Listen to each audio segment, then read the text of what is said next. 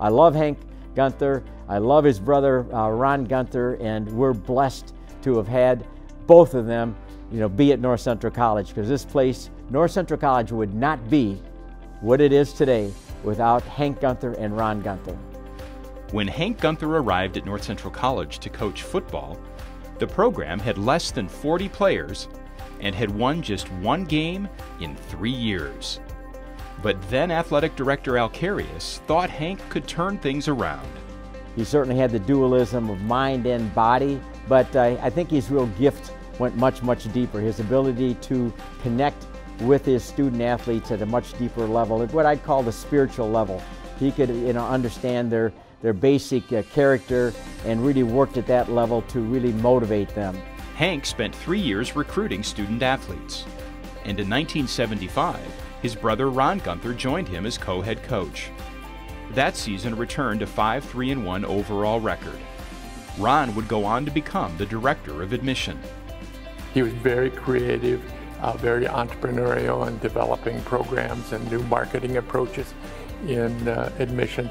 And then he had an opportunity a couple years after that to move in alumni and development work. And that's where he really hit his stride and prepared himself very well for later moves as director of athletics at University of Illinois. The increase in football success, however, exposed one very noticeable problem: the current stadium. Old wooden bleachers out around the football and track. Those bleachers at any game time back in the late 60s or early 70s maybe would have 100 people in attendance or 200. But the college at the time was in a difficult financial situation. Enrollment numbers were up, but the money just wasn't there for a new football stadium.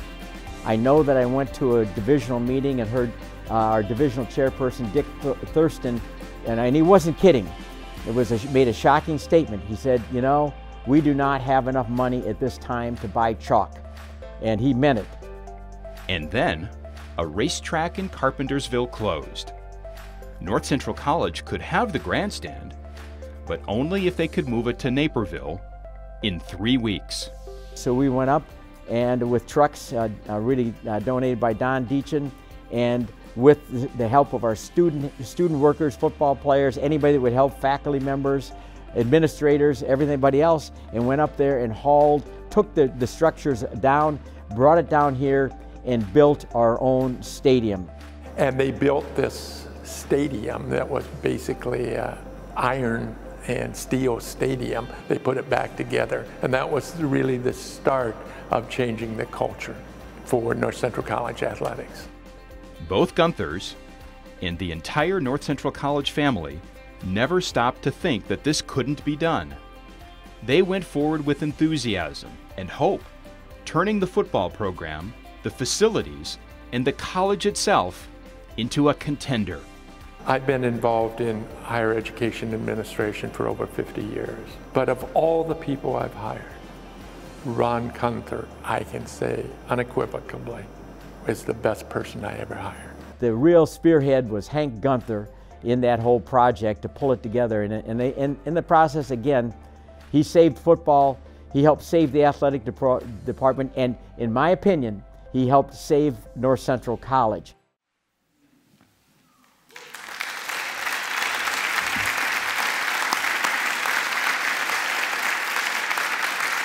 It is my honor and pleasure to induct Hank and Ron Guenther into the North Central College Athletic Hall of Fame.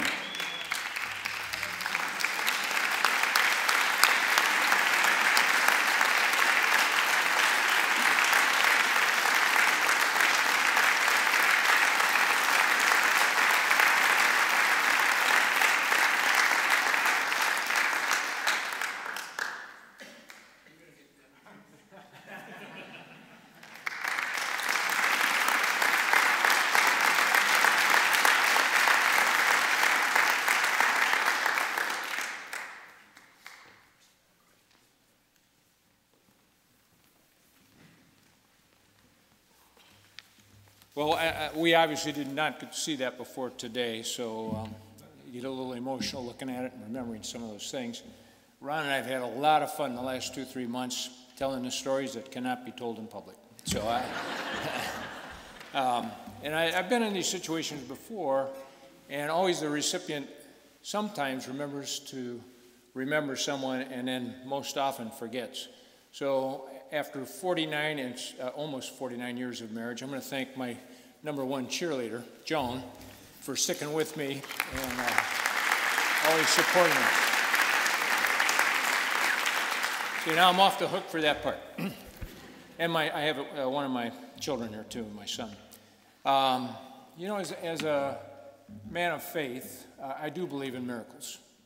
And truly, the $18,000 miracle present we got in trouble for. Because Al and I decided to launch a campaign, major campaign for $200,000. We forgot to tell the president we were going to do that. So that was a little problem. But along with miracles, I do believe the good Lord puts certain people in your life to help buoy you up, to mentor, to teach. The first person I'd like to recognize, and he's here and he was on film, is Rich Luz. Rich, thanks for coming. We appreciate it. Gave me my first lesson in recruiting. I worked in admissions that first time around, and we had a lot of fun, and we worked very hard. 400 some high school a year we went in. Secondly, my brother in faith, I got to talk to the cross-country team yesterday, and I told them, always an inspiration, never a doubt on a positive way of approach is Al Carius. And he is the Hall of Fame, Hall of Famer forever. Absolute great man.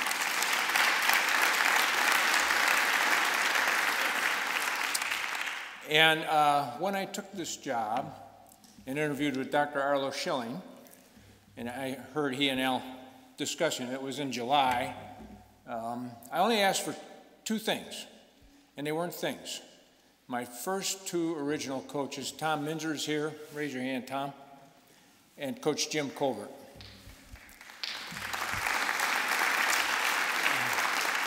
These guys knew how to win.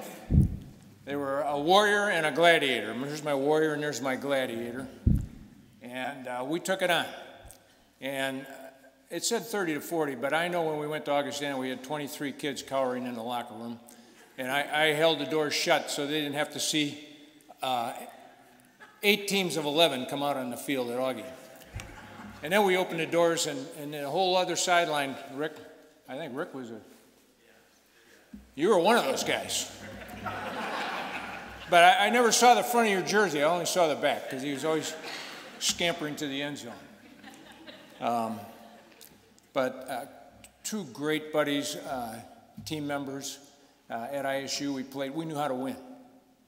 And I remember this, and Al taught me this. He wouldn't let me out of the office the first day on the job as a head coach until I had read Psycho-Cybernetics by Dr. Maxwell Maltz, front to back, cover to cover.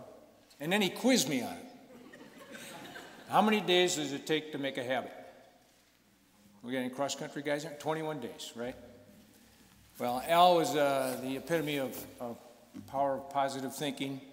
And my 2 coaches and I would stand at that back door of Murner Fieldhouse and look at that field that just washed away by one of those 100-year floods every other year. Yeah. In that time, we had a gravel track, and that was on the football field. And tell these recruits the vision. You're going to see 6-story high press box from 20 to 20. Well, it came out 35 or 40 to 40. You're going to see stands. You're going to see this. And those kids believed in us because we believed. And we believed because Al believed in us. And we took that program, first 3 years, only 2 wins. Ron will tell you he takes full credit for the last 4 years. But I remind him that 4th year, 6-3, that were our kids that Tom and Jim and I recruited. And so from there on, it took off. We had a great career. Brother Ron. Ron was like the cavalry coming over the hill. We were exhausted. We went door to door, every high school, talking to kids. We had built the program up from 30, 40 kids, almost to 100 players. We went from 8 or 9 varsity games to 8 or 9 varsity games and 6 JV games. So everybody got to play. Every one of those kids were academic, full-page students, state aid, federal aid, scholarship. But they were all great kids. They were involved in theater, into music, into everywhere you looked, there was football players. And it was a good thing, because they were student athletes first. And we loved this school. Brother Ron, only once in a lifetime most families get to work and coach together. I think Coach Thorpe would attest to that. It's a rare thing. And it was a great thing. Ron took over the offense. He came from Boston College. You all remember Doug Flutie and the Immaculate Reception. You know, he was part of that at BC. And he engineered and changed that offense, and we started moving to football. And the best quote I have at Augustana, and I think, Rick, you were probably a part of that one too. They just scored that go-ahead touchdown. Augustana did 39. We had 36. And Ron sent the grad assistant down the bench to me, and he says, Coach Ron says, can't you stop them? And I said, well, you go back and tell him he's scoring too fast. But we beat Augie. We got him eventually. We beat every team in the league. And that was very satisfying. The Miracle, I think they did a pretty good job on there. And the only thing I can tell you, that was exhausting when everything looked deep and dark and our $200,000 campaign fell a little short at $18,000. I was one of the few football coaches who would run in the morning run with the cross-country kids because they were such positive, hard-working kids, and I was 235 pounds then, and that kept me in shape. And I got off late, and the kids were already heading around Central High School, and I cut across that field by the Park District, and I literally tripped over light poles. And that's how it started. And Shar and Pam entered Larry Gregory. We went to call on Larry Gregory. I had this $18,000 in my pocket, you know. And we asked him about these lights. The lights were from the Park District. We negotiated a deal where they could play flag football, youth football league on our field, and we could have the lights. Larry was our general contractor. And I think he became the love of the coaches as hard as we worked. I remember being at the bottom of a 12-foot hole, digging in the mud, and he'd say, deeper, got to go deeper. You know. And Larry would pull the pole, you know, the bucket up. And we did the whole thing by hand. But it had, the next year, Eric Avery, York High School Hall of Famer from here, wrestler and football player, discovered the stadium that you saw in Meadow Del Raceway. And long story short, we got that moved down. How are we going to move it? A young man that we recruited from Wyoming, Larry Franch, came to my office and said, I can help. How are you going to help, Larry? Franch Trucking. His dad owned 6 semi-trucks. And 30 truckloads came down here with that steel. And then the kids, every time they came down to work out, we'd give them a steel brush and they'd go out behind the field house and clean the steel. It had to be a flat surface. Dick Worley, another Hall of Famer. And I know Larry put a lot of pressure on these guys. Larry was our saint. Great man, great friend, very generous.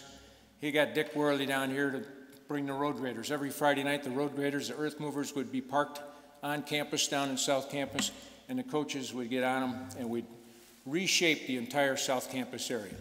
Baseball fields, football fields, the track, all that helped happened with Dick Worley. Don Deachin was our contract engineer. He and I engineered the new stadium. You all know about Loyola and Sister Ann and that. Porter Mosier's grandfather, Mosier Lumber, I went to call on him with my $18,000, and it was Harold Mosier, and I said, I need 25,000 board feet of 2x16s or 2x12s.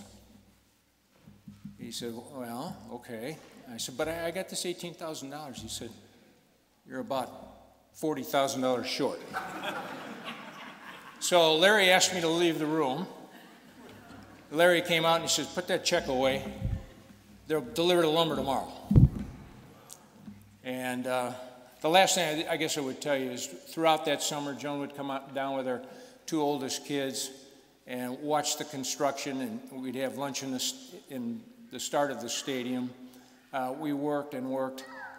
I'm glad to see everything's torn down and you got a beautiful new stadium now because the statute of limitations surely has run out on that steel. Ron and I always cringe thinking about, is it still standing up there?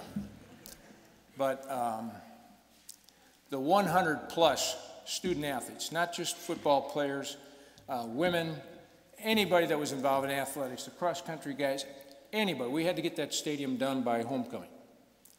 And on the roof of the old press box, under the shingles, Coach Vince Martino and I were drawing up our defensive game plan, and Larry rolled the tar paper right across the plan. And so